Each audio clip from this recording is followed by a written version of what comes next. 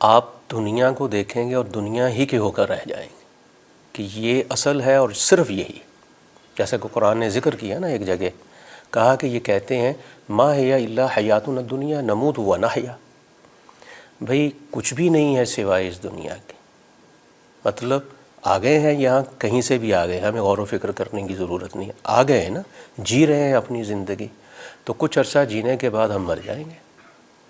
کیا کوئی اور دنیا ہوگی، کہیں اور جا کے جواب دہ ہونا ہے، کہیں ہم کو حشر ہمارا ہونا، اٹھایا جانا ہے؟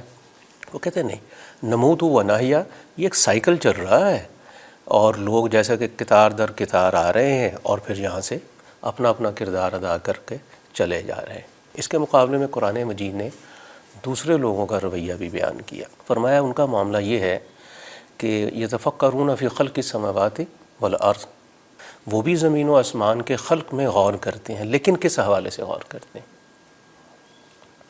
پہلے تو یہ بات کہ یہ زمین آسمان بنے ہوئے ہیں تو ظاہر خود سے تو نہیں بنے ہوئے، کوئی ہے نا ان کو بنانے والا. پھر اس سے اگلا سوال ان کے ہاں کیا پیدا ہوگا کہ جس نے بنایا ہے بیکار میں بنا دیا ہے، ابس حرکت کی ہے، کوئی فضول میں یہ کام ہوا ہے؟ نہیں، ضرور اس کی کوئی نہ کوئی مقصدیت ہے.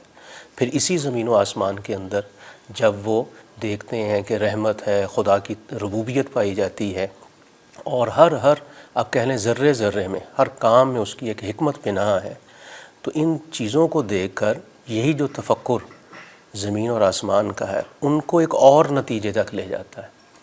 یعنی پہلے گروہ نے جب غور و فکر کیا تو نتیجہ کیا ہوا کہ صرف دنیا ہی اصل ہے، اور یہیں سے آپ کو پتہ ہے کہ لا مذہبیت پیدا ہو گئی، یا آپ کہہ لیجیے آج کی زبان میں الہاد پیدا ہو گیا، نفی ہوگی ہر قسم کے خدا کی، آخرت کی اور مذہب کی.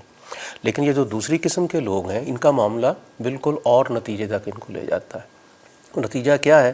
فرمایا جب یہ غور و فکر کرتے ہیں تو ان کے منہ سے بے ساختہ کیا بات نکلتی ہے، ما خلقت ھذا باطلا سبحانک فقنا عذاب النار.